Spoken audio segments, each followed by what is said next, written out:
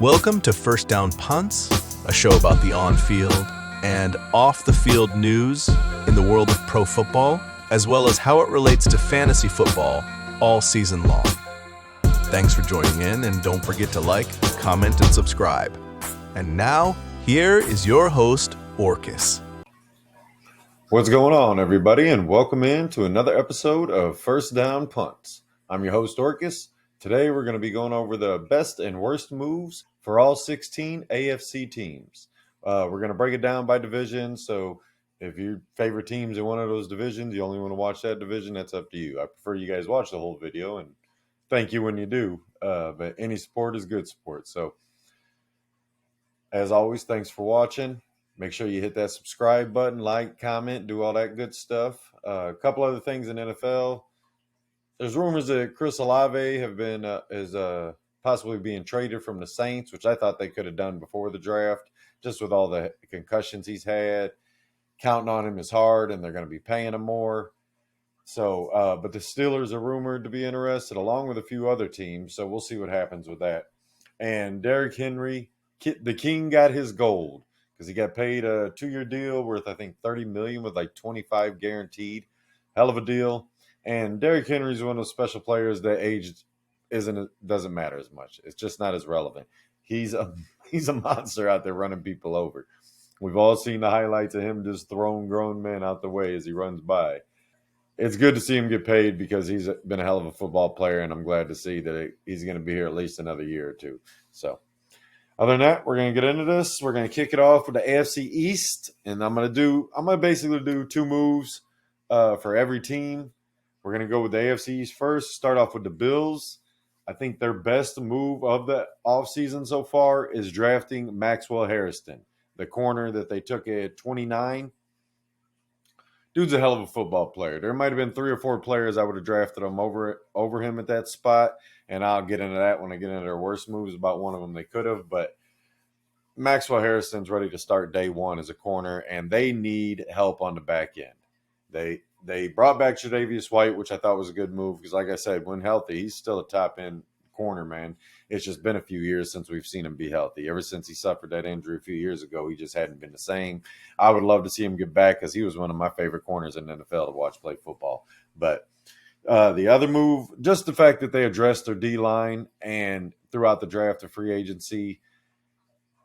Now, one of their worst moves was signing 2 guys that ended up getting suspended, and Michael Hoyt and what's his name, OG Wanubi or whatever it is, the defensive tackle they signed from the Steelers. You're wasting money for 6 games for both of them. And granted, I think they got one of the easier schedules. I'm going to go over all that when I go through the schedule video. But so it's not like they're going to need them for 6 games. It's more about having them for the playoffs and all that good stuff. But at the end of the day, you signed 2 guys that got suspended shortly thereafter. I think a week after both of them got suspended or something. It might have been a few days. I'd have to go back and look at the actual dates when the news came out. But and their worst move so far is the James Cook situation. Simply for the fact of either pay him or trade him. I hate when teams do this to players. There's some other teams in here you're going to hear me talking about.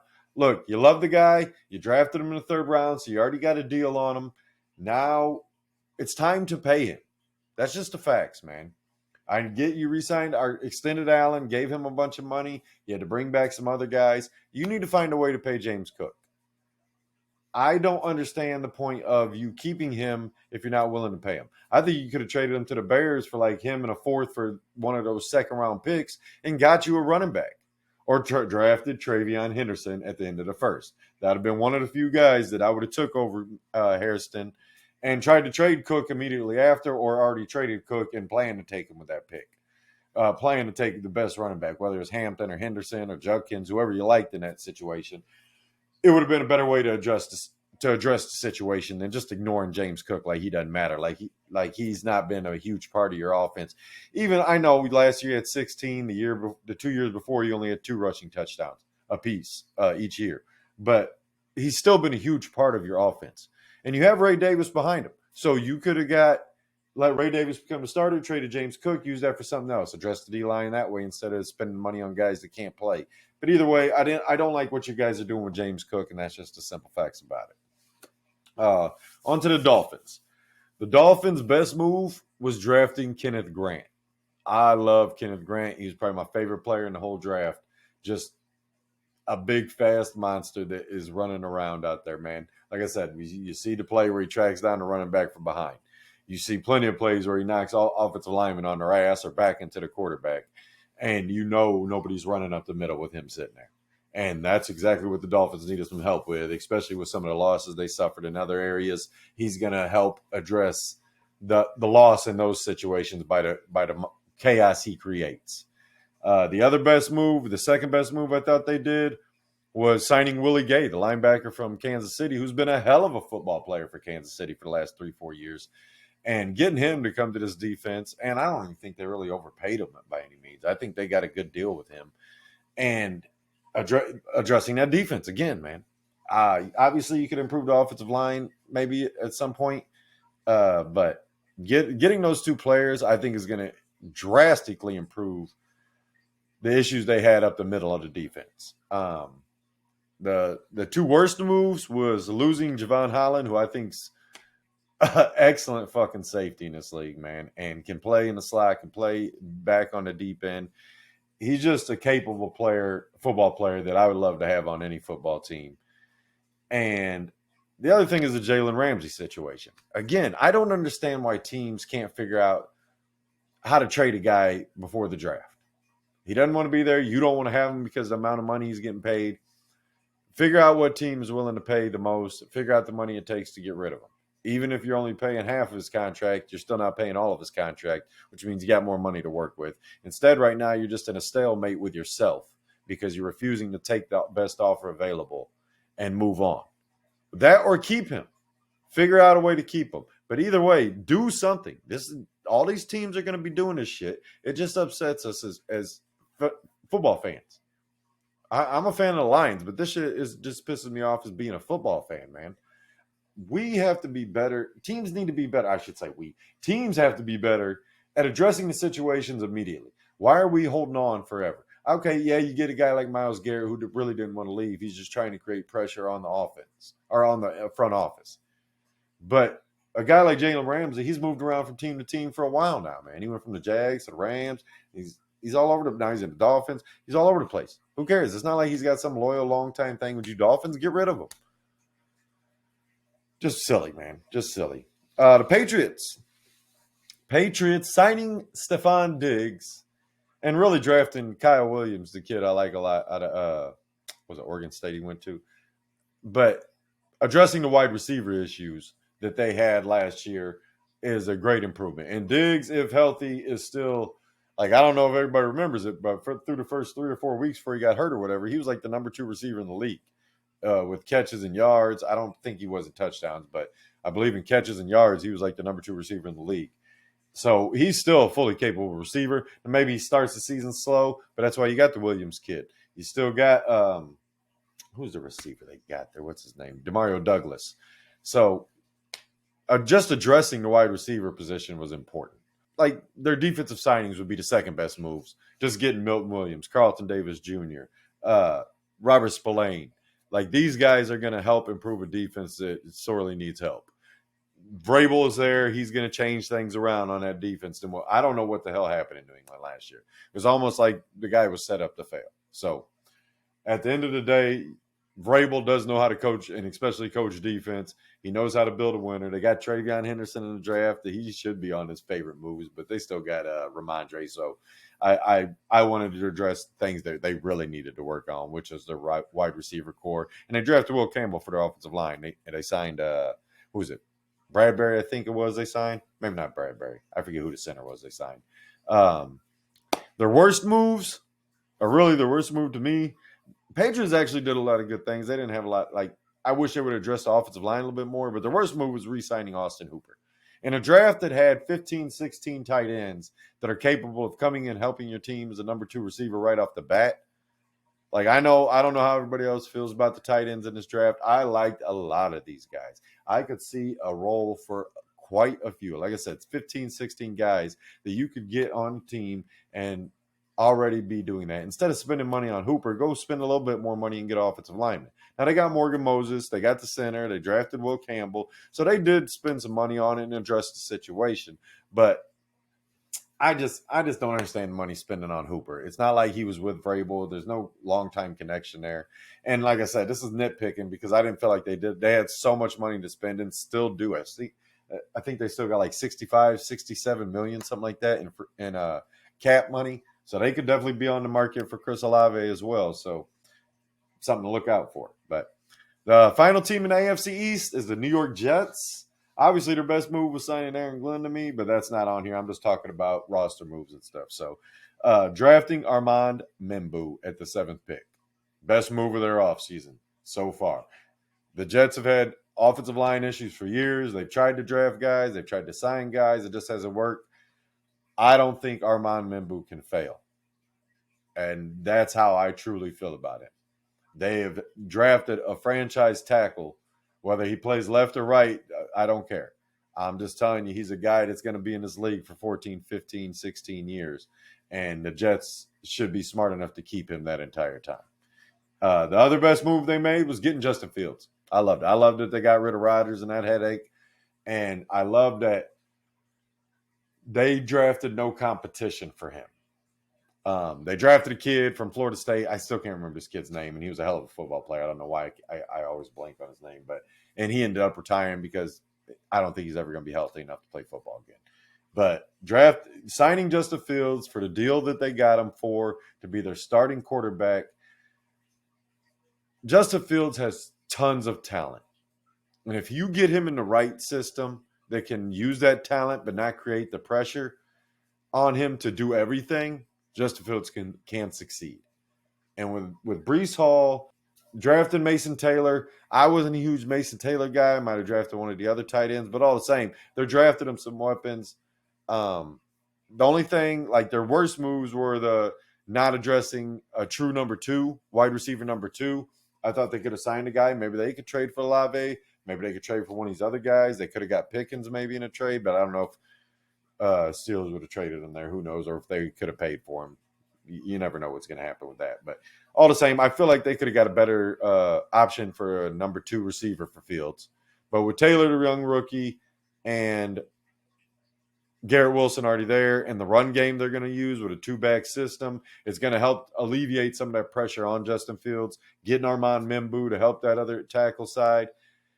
He's definitely in a better situation than he'd been in, but not getting a true number 2 is right now is questionable for how good their offense can be.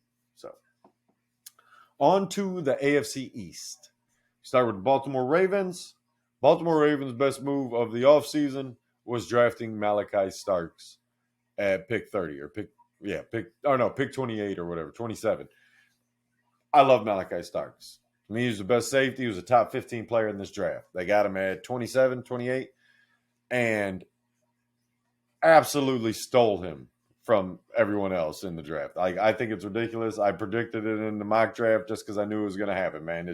The Ravens know how to draft awesome safeties. They keep doing it over and over again, and I don't think they missed on this one. I think he's going to be a long-time player, and he's going to be a long-time Raven.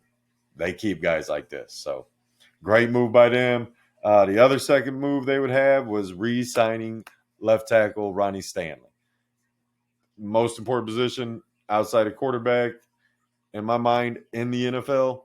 And getting that secured up, not losing, not having to change, not having to figure out something new with a rookie, keeping Lamar safe.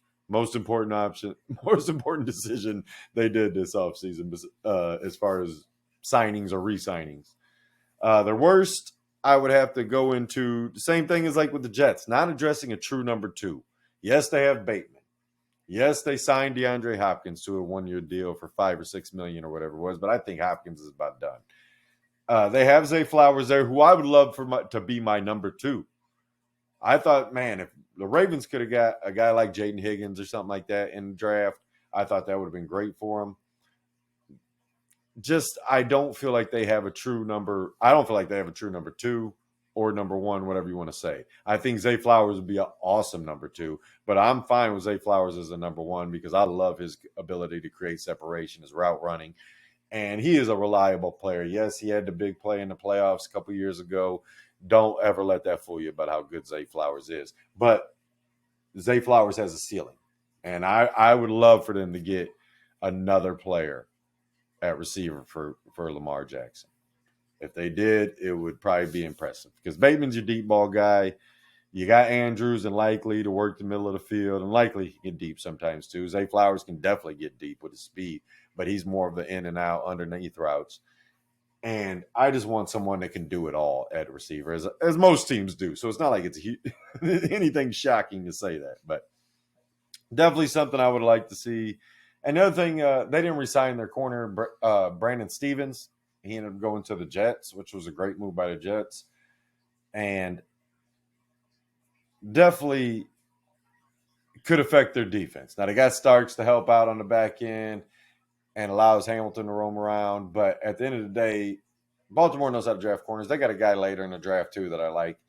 But at the end of the day, not re-signing him and keeping that continuity. But there's only so much money, and they gave Henry a bunch. So there's a lot of players. They gave Stanley some money. Lamar's obviously getting paid. There's plenty of players getting paid on Baltimore, and you can't pay them all. But Brandon Stevens is a hell of a corner. So them losing him is definitely going to be something to pay attention to. But on to the Bengals. Best move, obviously, re-signing Jamar Chase and T. Higgins, or extending, whatever you want to say. Not being another holdout or standoff with T. Higgins is great. Jamar Chase waited his year, got the Triple Crown, got paid, 40-some million a year. It's ridiculous, but hey, good for him, man. Hey, he got his money. The other thing I like the Bengals did, they had a really good draft, man. I know some people are down on their draft. I love the Shamar Stewart and Demetrius Knight Jr. picks in the first couple rounds. And I think it's going to improve that defense. The only problem we move to the worst move is the whole Trey Hendrickson situation. What the fuck are we doing here? Trey Hendrickson is one of the best defensive ends in the league. Yes, you signed Chase and Higgins. Maybe you shouldn't have signed Higgins. Maybe you should have told Burrow, hey, we got to play defense too. We let you try to score 40. It didn't work out. We still lost because the other team scored 42. It's just not going to work without a defense, guys. I've never seen a team dominate everyone without a true defense. So you need to figure out the Trey Hendrickson situation. There ain't nothing else we're talking about on the worst moves. The Trey Hendrickson situation is the only thing you guys should be focused on the rest of the offseason. And the faster, the better. Whether you trade him away, this is a James Cook situation. This dude's been loyal as shit to you. He's been a hard-nosed, hard-playing, just football player for your team. Leads your team in sacks every year. Does everything he can to help out that defense, which you guys done no help around him. And Hubbard retiring only hurts the situation. Like I said, getting Stewart and Knight Jr. from South Carolina, great picks. But if you don't get Hendrickson, you're back in the same boat. You got one or two good players, and nobody else out there can do much. It's just something I don't understand. Like, why aren't you paying him? He deserves to be paid. Okay, you want to get into argument, we can't pay him 35, 40 million, and you offered him 28. Hendrickson, maybe you got to be a little realistic about that too, but I know the market is the market, guys. He didn't create the market. He's just a product of it's his turn to get paid for the way he's playing. And if you don't want to pay him, then trade him to somebody that will. Trade him to the Lions. I'd love to have him. We got like 42 million in cap space still. We can afford to pay him.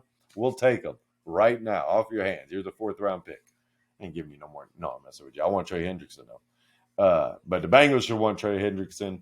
The fans should want Hendrickson on their team, and everybody should be bitching and moaning until he gets re-signed or gets extended, I should say, in a new deal. If he gets traded, you should have already done it. You should have already done it and had the 1st round pick to draft a player to help replace him. So just bad mismanaging, but it's the Bengals. They caved the Burrow for the offensive weapons. They ain't changed their ways when it comes to paying players if somebody's not pounding down the door for that guy. So I don't understand it. On to the Browns.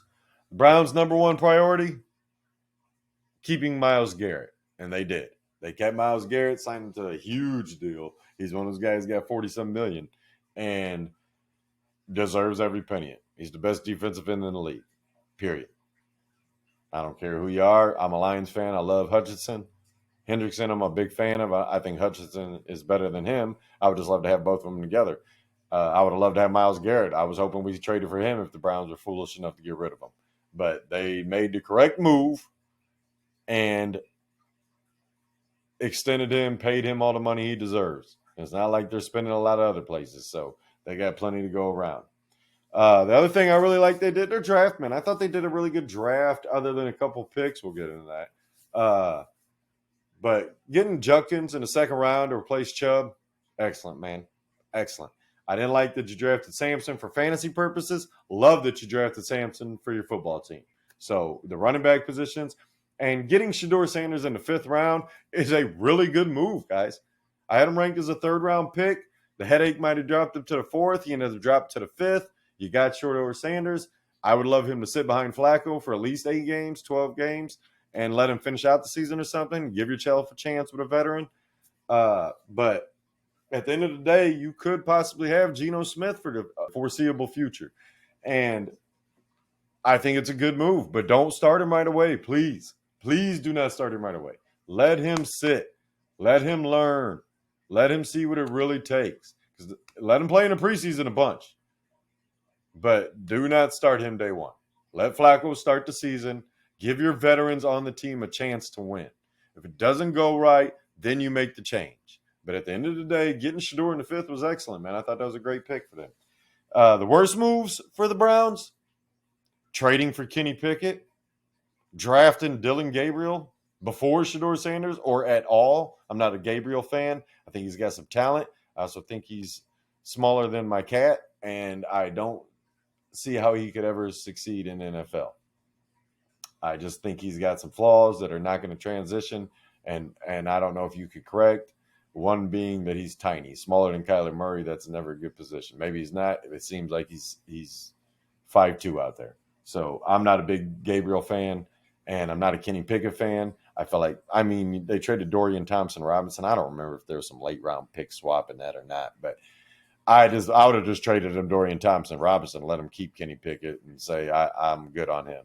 I'll just figure I'll draft a couple guys in the draft and see what happens. But definitely thought they could have took Will Howard, Kyle McCord, one of those guys over even Quinn Ewers or Shedeur over Dylan Gabriel. I don't like Dylan Gabriel at all, and I'm not a Kenny Pickett fan. I think you're just wasting spots on your team and creating more headaches for the position and for your fans, for your coaches. It's maybe the coaches wanted this, but maybe that's what they told Myles Garrett. We're going to get you 7 QBs and figure out one of them that can start or 3 of them that we can use throughout the season to try to win. But at the end of the day, I don't like Gabriel and I don't like Kenny Pickett. I feel like that's just wasted space on your roster. The final team in the AFC East, the Pittsburgh Steelers. By my buddy's team name is the Schittsburg Squealers, so heads up for that. The number one move, the best move they made was trading for DK Metcalf, because DK Metcalf is a monster out there, and he is a true number one receiver, which any quarterback wants to have out there. The same thing I was talking about with the Ravens. What if the Ravens would have traded for Metcalf and let Zay Flowers be the 2 and Metcalf be the 1? They maybe could have sent Bateman back out there, would have never had to sign Hopkins. Just getting Metcalf is always a good move. I don't care who's on your team. Getting DK Metcalf on your team is going to be the best move you make almost always. So the other move I really liked by the Steelers was drafting Caleb Johnson. I love the guy. I think he was my number 4 running back on the board for the NFL draft.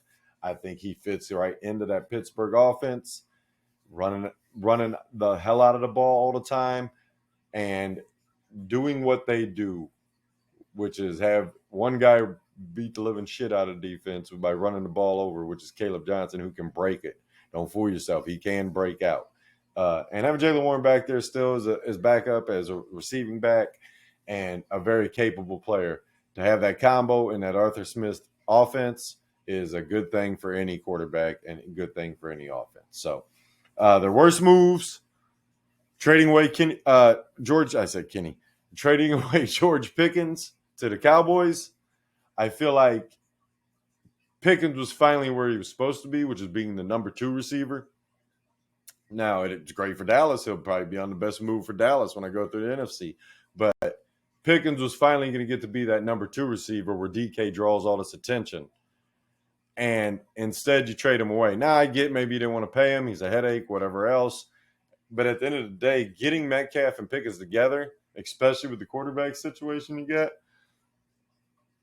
it would have just been better for your offense. So I don't like that you traded away George Pickens after trading for Metcalf and finally putting Pickens where he's supposed to be as a number 2. The other thing I dislike is your quarterback situation. Now, I like Will Howard. He's a guy I would have liked to draft and sit a year. He could end up starting. Now, if they start, I don't think they should start Rudolph. I think we're going to start, if you're not signing Aaron Rodgers, which I don't even know if I would do that, honestly. I think at the end of the day, without having the 2 receivers, having Rodgers is not going to do what you need it to do. But I understand if they do it, he's still probably better than Pickens, or better than Will Howard or Mason Rudolph, obviously, at this point. But I want Will Howard starting if they don't end up signing Rodgers. Just for the fact that just screw it, man. Rudolph's not better than him. I like Mason Rudolph as a backup. I was a fan of his at Oklahoma State. I am not a fan of his as a starting NFL quarterback. That's just the facts. But at the end of the day, just not addressing that with more urgency, I guess, is the issue. It's Steelers, though. They haven't been addressing the quarterback very well since Ben retired. Really, even at the end of Ben's career, because you could tell he was at the end of it, and they didn't address it then. So, Steelers, figure out what you're doing at QB for the long term eventually, man, please. And maybe it is Will Howard. Like I said, he showed his moxie, he showed his toughness, he showed his clutchness, he showed his capabilities in that playoff run to a national championship last year with Ohio State. And you might as well let the kid start if you drafted him. I don't care where you drafted him. At the end of the day, as much as I want him to sit here, I still think he's better to go with him than Mason Rudolph. Let him grow. So we'll see what they do. On to the AFC South. We start off with the Houston Texans. Their best move of the offseason was drafting the Iowa State wide receivers with Jaden Higgins and Jalen Noel. I love it. To go with Nico Collins, that is incredible for the long-term benefit of their team. Tank Dell's not playing this year. I keep trying to tell you guys that. They finally came out and basically said it. So having them two is great. They traded for Christian Kirk, but we'll get into that. But drafting both of those guys to go with Nico Collins, they have their 3 wide receivers if Tank Dell can't ever get back to his normal self. They are set at wide receiver for the long term. And if they get Tank Dell, they're set even longer because they get 4 guys out there that they can use at all times. They'll probably end up trading one of them. The other thing I really liked that they did was extending their safety, Jalen Petrie. Safety out of Baylor, was it 4 years ago now? I love the kid. It was the draft where we got Jameson Williams to the Lions. We ended up trading 32 and 34. I wanted us to draft him with one of these picks because I absolutely love watching this kid play football. And for them to keep him and extend him for the long term for right now is a great move by the Houston Texans. They needed to do it. Their worst moves, trading for Christian Kirk. He's a guy coming off an injury, and it's not like they paid a lot to get him, but they took on his contract. And then for you to draft 2 receivers after trading for him, who are healthier, who are probably ready to be impactful right away, both of them. I get that you traded for Kirk before the draft and you were trying to secure that situation knowing Tank Dell's out for the season. You lost Diggs to the Patriots or whatever. John Mechie's not that guy. All that's great, but I still wouldn't have traded for Christian Kirk if I was planning on drafting multiple receivers in the draft, I guess is the way to put it. So didn't like that. And trading away Laramie Tunsil. Yeah, he had his issues with penalties. He's still a top half of the league left tackle. And yes, you drafted a guy, Connerly, who I like a lot. You signed a couple guys to replace the guys you got rid of because you traded Kenyon Green for Gardner Johnson.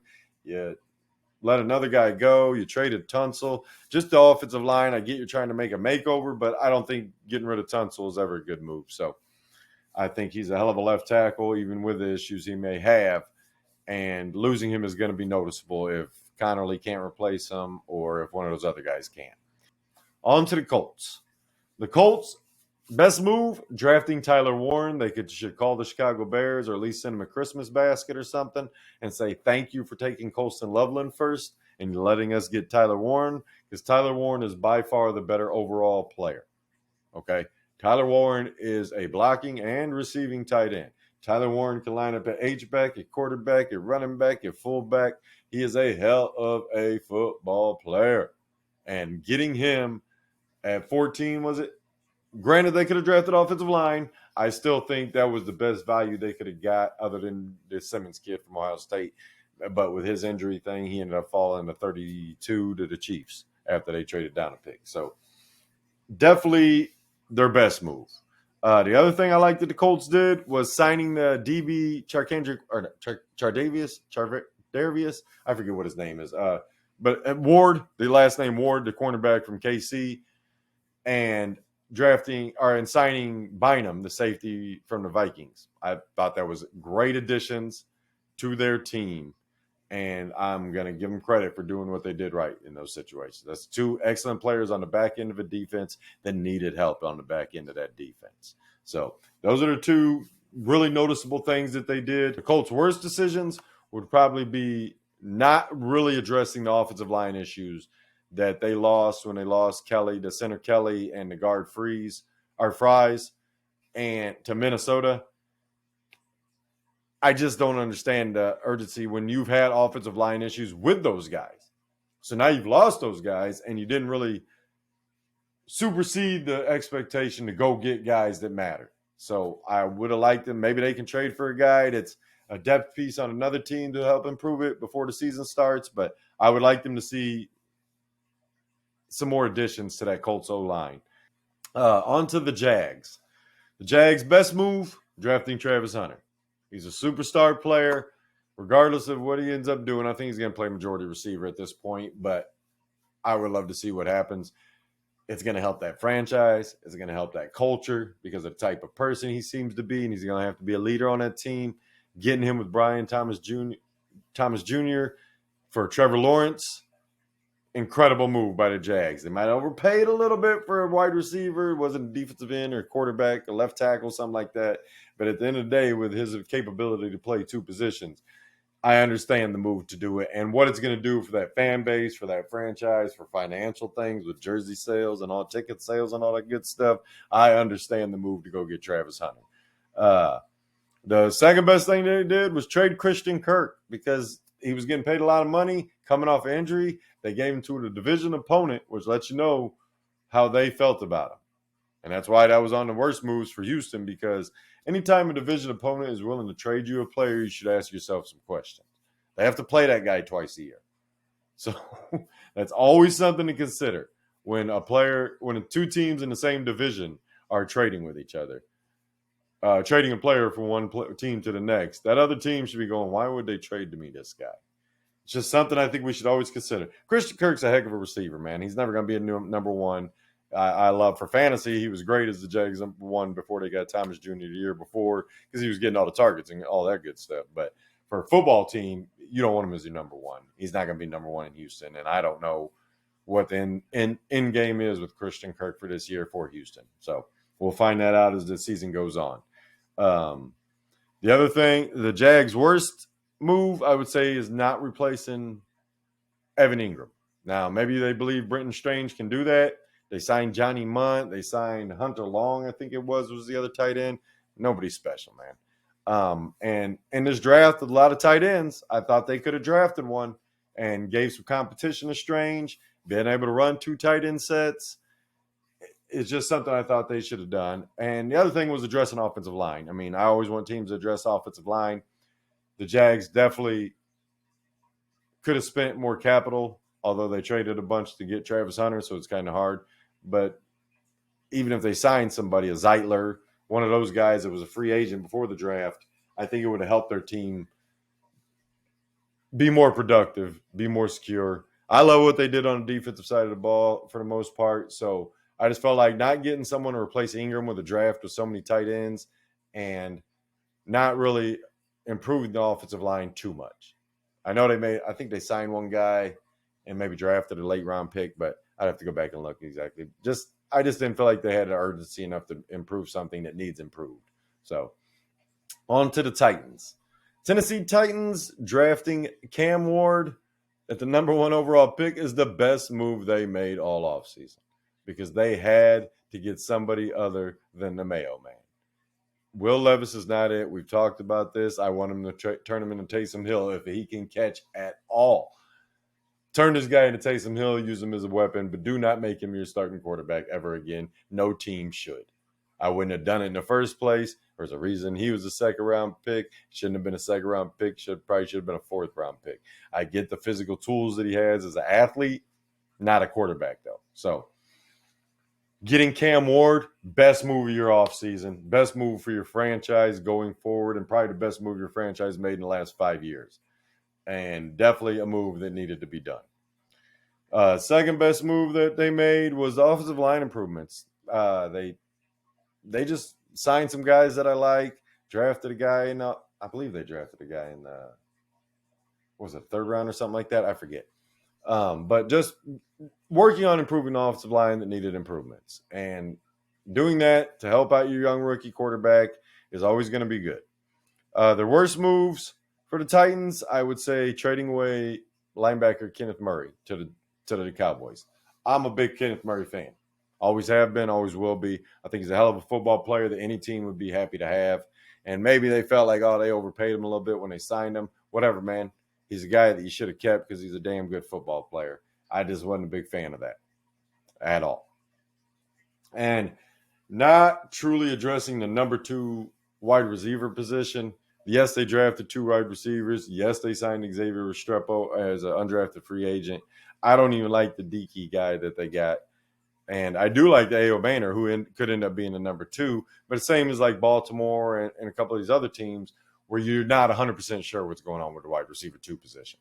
Traylon Burks ain't that guy I wanted him to be. Trust me, I was one of his biggest supporters coming out of Arkansas back when he got drafted.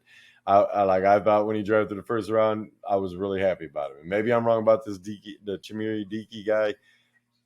I don't know. I do like A.O. Manor, and I do think he could be a hell of a number 2 in a year from now.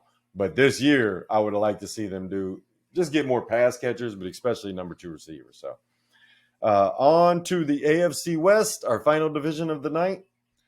The Broncos are the first team. Denver Broncos drafting R.J. Harvey in the second round, and really Jahdae Barron in first were their best moves of the offseason. They got 2 immediate impact players, period. That's what you want with a team that was really dangerous last year for having a lot of young guys, and getting R.J. Harvey to be that number 1 back, getting Jahdae Barron to challenge Moss, the number 2 corner, and be just a weapon at DB to put all over the field right now while you figure it out, to add to that defense who they already signed Hufanga, they already signed Greenlaw, like to a defense that was already one of the top-ranked defenses last year. I think they were like the number 1 scoring defense in the league. I'd have to go back and look at that. But I had them in fantasy last year, and they were killing it for me. Loving it. So getting Benito, all those good things done on the defensive side was great. And their second thing I really liked that they did was signing Evan Ingram for that tight end position. And obviously the Greenlaw and Hufanga, like I talked about, their free agent moves were really impactful, I feel like. And Greenlaw and Hufanga are coming off injuries, so that's a question that they spend too much on these guys that are coming in hurt. But Evan Ingram, I think, is going to be great for this offense and exactly what Bo Nix needed. Their worst moves to me was not addressing getting a true number 2 wide receiver behind Sutton, or maybe even challenging Sutton with a number 1 wide receiver. Maybe they could have drafted a guy in the second round or something over R.J. Harvey, which I love R.J. Harvey, so I'm not mad about that. Maybe they could draft one of those guys in the third round, or trade for Olave. Maybe they could trade for Olave. Who knows? They got to get Sutton re-signed still. I like Marvin Mims as a deep guy specialist, kick returner special teams guy. I like Pat Bryant, the guy they drafted, but I think it might take a year for him to get going. And getting Evan Ingram helps alleviate some of that because he is a receiving tight end. but I would like to see them get another true weapon that you're confident in. Not like, oh man, I hope this guy develops, or I hope this guy becomes more like the Troy Franklin kid. They got a lot of questions behind Sutton. Like Sutton, he's a lower end wide receiver one for an NFL team, but he's still a wide receiver one who demands respect out there on the football field, I assure you. So I would have liked to see them get another wide receiver out there that I feel confident in going into this year. I like Marvin Mims. I think he's going to be a helpful fantasy football player this year for the fact that they didn't get anyone that's really going to demand targets. Pat Bryant, I think, like I said, he's going to make plays this year. He's going to develop. I don't think he's going to be a dominant player this year. So on to the Kansas City Chiefs. The Chiefs' best move of the offseason. Some may disagree. Some may agree. Signing Christian Fulton. This is one of my favorite players to watch in NFL. I talked about it in some of these other videos. Christian Fulton is a player that you notice every time you turn on the tape for the Chargers the last few years. He is all over the field. They lost Ward, like I was talking about, and to get Fulton at corner, who could play anywhere on the field. He can play in the slot, he can play on the outside, he can play at safety. This guy is a multifaceted football player. He is capable of playing everywhere. And one of my favorite players in NFL to watch play football. The other thing I really liked that they did was keeping Nick Bolton. Great move. A big Nick Bolton fan. Have been the entire time he's been on the Chiefs. I love watching this guy play football. And to have him and Fulton going to be out, Bolton and Fulton is going to be a combo for the days. I promise you that. You're going to see him on damn near every play. You'll see these two guys hitting somebody.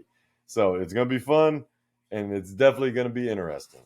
The Chiefs' worst moves was re-signing Marquise Brown and Juju Smith-Schuster. These are guys that are done showing any type of special ability. It's like they're just re-signing guys because they like them. Hey, I like your personality. Let the young guys come in. You have Xavier Worthy, okay? You have Rashee Rice, who is everybody acts like he's playing all season. I'm fine with that. The one thing seems to be going away. The other things to maybe postpone or go away itself of the off-field issues. He still got hurt last year. He's got to come back from that. And they also drafted the Royals kid. They got Kelsey. They drafted a tight end. They they signed undrafted free agent, the Brining Stool kid that I like a lot. And I just feel like they could have done something better than re-sign Juju and Marquise Brown. Marquise Brown got $11 million. That's $11 million you should be paying. The other bad move you haven't done yet, which is extending Trey Smith. That's probably your worst move, honestly. But the fact that you paid Marquise Brown $11 million is money you could be using on Trey Smith. You franchise tag him. Why? Just get this guy signed. Stop wasting money on guys. Sign the guys that matter to your team. Okay? I like some of your other moves. Getting Mitchell from San Francisco. Getting a guard from San Francisco. Drafting Simmons in the draft. That was one of your better moves at all season. But I feel like wasting money on those two receivers is just, I don't understand it. On to the Las Vegas Raiders. The Las Vegas Raiders' best move of the offseason. There's a lot of possibilities here. But number one was trading for Geno Smith. Because there's one thing the Raiders definitely had to get, and that's a damn quarterback. They got them a quarterback. Who is he the top 12 quarterback? No. Can he finish as a top 12 quarterback on certain years? Absolutely. With the right weapons, right situation, good offensive line, run game, yes. And getting Genty to add to that was a great move. But getting Geno Smith was the biggest move they did this offseason, the best move they did this offseason, because you got a veteran that knows what the hell he's doing. The second best move, which is basically 1A, 1B type shit, is extending Max Crosby. The same as Myles Garrett thing. Max Crosby is probably the second best defensive end in the NFL. And that's just the facts, man. He's an all-star, all-pro, everything you want in a player, loyal as shit, dedicated to the progress of this team, and you gave him his money because he's well-deserving. So good job, Raiders.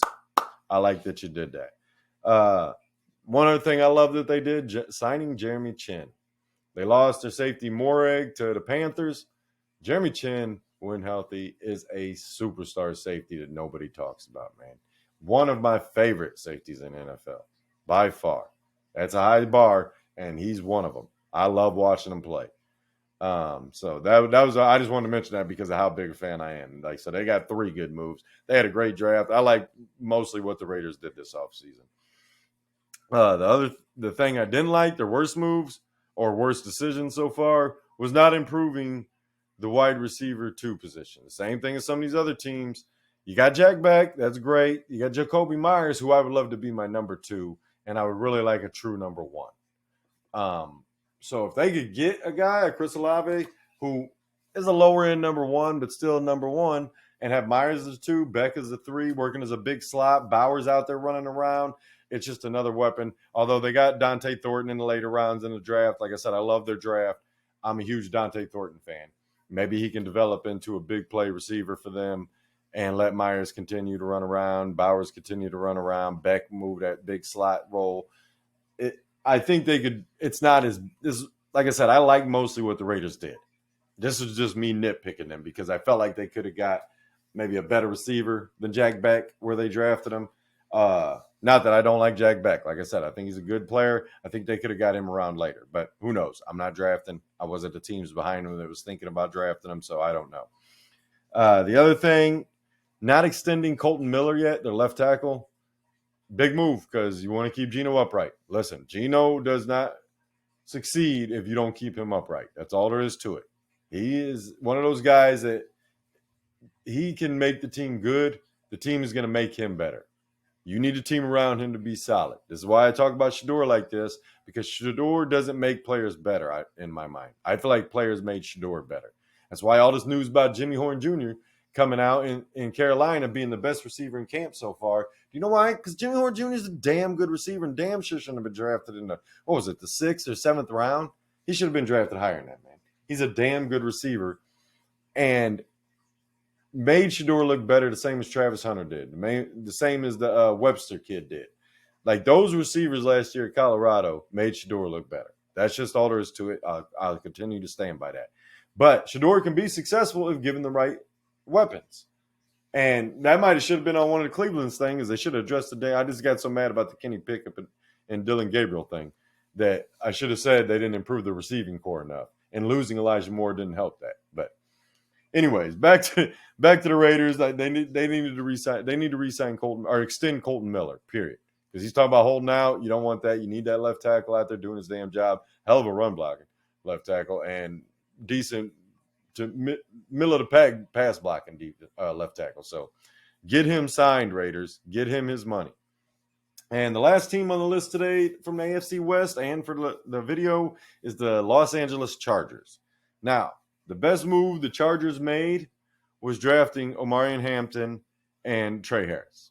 They needed weapons to that offense. That's just a fact. Quentin Johnston, although who had a decent year, looking back, I went and looked back at him. He didn't have a terrible year last year, but his consistency of drops is just, it's got to be aggravating as hell for anybody watching. I know it is for me because I was a big fan of his coming out. I was hoping he had some drop issues in college. It was something I hope he would improve upon. He still has the issues. So getting Trey Harris there, they re-signed Mike Williams to bring him back and still have, obviously, Ladidi McConkey, or Lad McConkey, as they call him. And there was rumors they could re-sign Keenan Allen, but I don't know. I think he should go somewhere else where he has more opportunity at the end of his career. But getting Trey Harris and Omarion Hampton to give a burst of speed and excitement to that offense is going to help Justin Herbert and going to help that offense. It's going to help fantasy players too. So the other thing I liked that they did was signing Mekhi Becton. Big monster of a man. I think he's like 6'5", 6'6", 335 or something to play guard for them, which is what the Eagles had him at last year, and help with the run game, help protect Justin Herbert, keep him upright, keep him healthy. Those are important things if you want to win. And I think the Chargers have a real chance to honestly compete for the AFC West this year. I think the Broncos, the Chiefs, and the Chargers are all going to be competing for the number one AFC West, the division winner. I think this division is going to be super competitive because I think the Raiders are going to be competitive even if they don't pull out as many wins as you'd like to see them as Raiders fans. But the AFC West should be super competitive this year in my mind. And The worst moves for the Chargers was losing Christian Fulton, who I told you how much I like. I think that was a mistake to let him go. I think not re-signing Asante Samuel Jr. right now is a mistake for them. I don't know what they're waiting for. I don't know what they're doing with it, but and signing Najee Harris. Simply for the fact that if you were planning on drafting 2 running backs, which they did, they also drafted a kid I like, Raheem Sanders, out of South Carolina. He's got some Reggie Bush tendencies, man. He could end up being a receiving back for them. But definitely don't understand the Najee Harris signing if you were planning on drafting. Because even if you didn't get Hampton, you could have drafted Henderson, who is still better than Najee Harris at this point in his career. Najee Harris is a good back. He's going to help Hampton transition, but I feel like you spent too much money on Najee Harris. So at the end of the day, guys, that's the AFC conference, going through each division, their best and worst moves. Hope you enjoyed the video. Tell me all about it. Comment, like, subscribe, all that good stuff, obviously. Other than that, we're going to get out of here. Hope everyone's having a good afternoon, good evening, good morning.